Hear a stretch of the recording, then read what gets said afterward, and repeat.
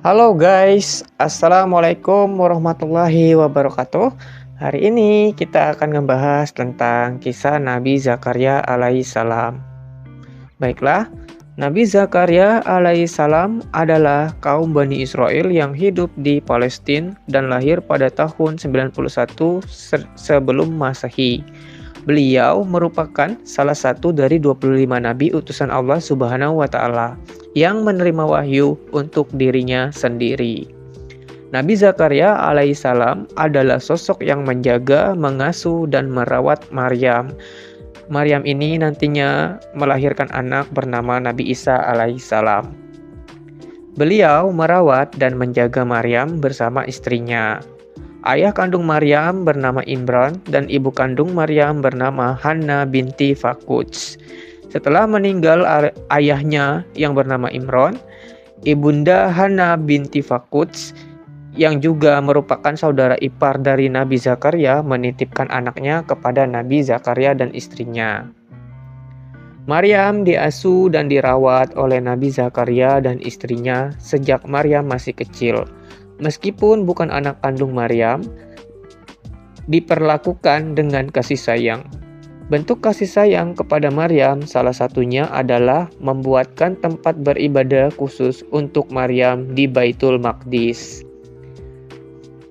Sekarang yaitu menjadi Masjidil Aqsa. Ruangan khusus untuk Maryam melakukan ibadah yang dibuat oleh Nabi Zakaria alaihissalam bernama mihrab. Hal tersebut menjadikan Nabi Zakaria alaihissalam sebagai orang pertama yang tercatat dalam membuat mihrab. Pada saat kehadiran Maryam di keluarga kecil Nabi Zakaria, waktu itu Nabi Zakaria alaihissalam masih belum memiliki keturunan dari hasil pernikahannya dengan Al-Yahbi. Itulah alasan mengapa Nabi Zakaria alaihissalam dan istrinya sangat senang dengan kehadiran Maryam dan memperlakukannya layaknya anak kandung sendiri. Dikisahkan Nabi Zakaria alaihissalam diutus oleh Allah Subhanahu wa taala untuk mengembalikan akhlak kaum Bani Israel di Palestina yang banyak melakukan dosa besar seperti kezaliman, kemungkaran, dan mengubah ajaran yang diajarkan oleh Nabi Musa alaihissalam. Inti dari dakwah Nabi Zakaria alaihissalam adalah menyerukan kepada kaum Bani Israel untuk bertobat dan menyembah kepada Allah Subhanahu wa taala. Kegiatan Nabi Zakaria alaihissalam dipusatkan di Baitul Maqdis. Baitul Maqdis adalah tempat di mana kuil dari Nabi Sulaiman pernah didirikan. Ciri dari dakwah Nabi Zakaria adalah kelemah lembutannya. Beliau pun terkenal memiliki adab untuk berdoa kepada Allah Subhanahu wa taala dengan lemah lembut. Meskipun dalam proses dakwah Nabi Zakaria alaihissalam kerap menjumpai kesulitan dan jalan buntu, namun beliau cukup disegani dan dihormati oleh kaum Bani Israel karena sifat dan tutur kata beliau yang alim dan bijaksana. Cobaan yang diberikan Allah Subhanahu wa taala terhadap dakwah Nabi Zakaria alaihissalam adalah beliau yang tak kunjung memiliki keturunan. Padahal usia Nabi Zakaria alaihissalam dan istrinya saat itu sudah senja. Pada momen tersebut Nabi Zakaria alaihissalam sangat sedih dan bingung tentang keberlanjutan dakwah yang beliau lakukan apabila tidak memiliki keturunan laki-laki. Maryam sebagai anak angkat Nabi Zakaria alaihissalam pada saat itu juga tidak dapat meneruskan jejak dakwah beliau dikarenakan Maryam adalah perempuan. Nabi Zakaria dan istrinya tak pernah berputus asa dalam berdoa dan memohon kepada Allah Subhanahu wa taala untuk diberikan keturunan. Beliau berdoa dengan penuh kelembutan dan penghayatan. Salah satu isi doa yang dihaturkan Nabi Zakaria alaihissalam berbunyi, "Dan sesungguh aku khawatir terhadap kerabatku sepeninggalanku, padahal istriku seorang yang mandul. Maka anugerahilah aku seorang anak dari sisimu." yang akan mewarisi aku dan mewarisi dari keluarga Yakub. Dan jadikanlah dia, ya Tuhanku, seorang yang diridhoi. Lantun Nabi Zakaria dalam doa beliau sesuai yang terdapat dalam Al-Quran surat Maryam ayat 4 dan 6. Tak pernah henti doa yang dipanjatkan oleh Nabi Zakaria alaihissalam dan istrinya kepada Allah Subhanahu wa Ta'ala agar dikaruniai seorang anak. Begitu gigih perjuangannya dalam mendapatkan keturunan guna meneruskan syiar dakwah Nabi Zakaria alaihissalam. Meskipun banyak sekali olokan yang datang kepada Nabi Zakaria alaihissalam, bahkan dari kaumnya sendiri yaitu kaum Bani Israel mengatakan bahwa mereka tak percaya doanya akan dikabulkan oleh Allah Subhanahu wa Ta'ala. Sehingga suatu ketika keajaiban dan mukjizat menghampiri keluarga kecil Nabi Zakaria alaihissalam. Pada saat itu turun malaikat Jibril untuk menemui Nabi Zakaria dan memanggil beliau yang saat itu sedang sholat di mihrab. Jibril berkata, "Wahai Zakaria, kami memberi kabar gembira kepadamu dengan seorang anak laki-laki namanya Yahya, yang kami belum pernah memberikan nama seperti itu sebelumnya." QS Maryam ayat 7.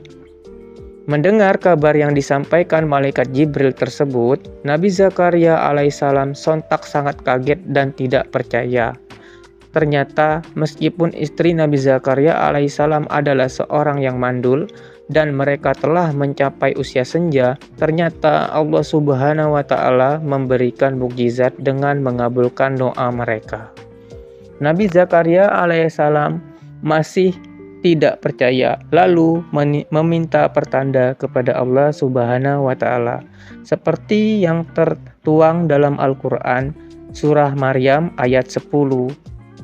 Dia, Zakaria, berkata, "Ya Tuhanku, berilah aku suatu tanda." Allah berfirman, "Tandamu ialah engkau tidak dapat bercakap-cakap dengan manusia selama 3 malam, padahal engkau sehat." QS Maryam ayat 10.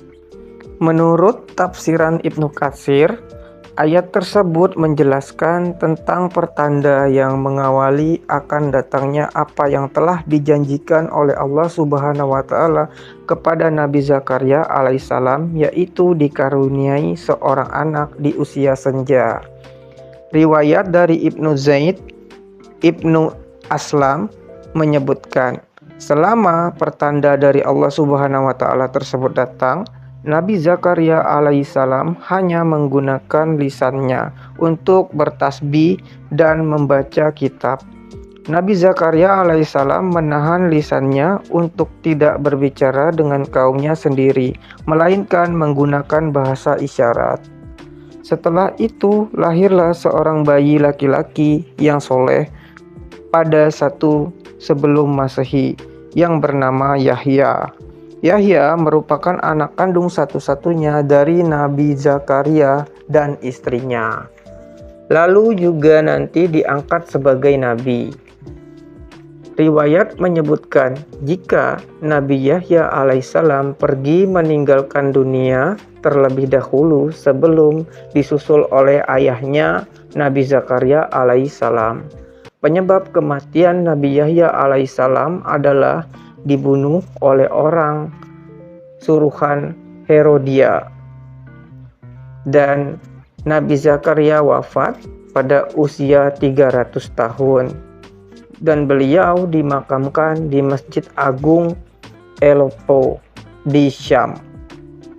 Baiklah, sekarang kita akan membahas tentang mukjizat Nabi Zakaria alaihissalam. Yang pertama, diberikan keturunan oleh Allah Subhanahu wa Ta'ala di usianya yang sudah hampir mencapai 100 tahun. Yang kedua, diselamatkan Allah dengan bersembunyi di dalam batang pohon saat dikejar dan hendak dibunuh oleh Bani Israel. Yang ketiga, memakmurkan Baitul Maqdis yang merupakan peninggalan dari Nabi Sulaiman alaihissalam. Baiklah guys, akhir kata saya ucapkan wabillahi taufik wal hidayah. Wassalamualaikum warahmatullahi wabarakatuh. Kalau ada pengucapan yang salah di video yang sebelumnya ataupun yang sekarang, saya minta maaf sebelumnya guys, karena saya juga masih pada tahap belajar. Dan see you next time guys. Bye.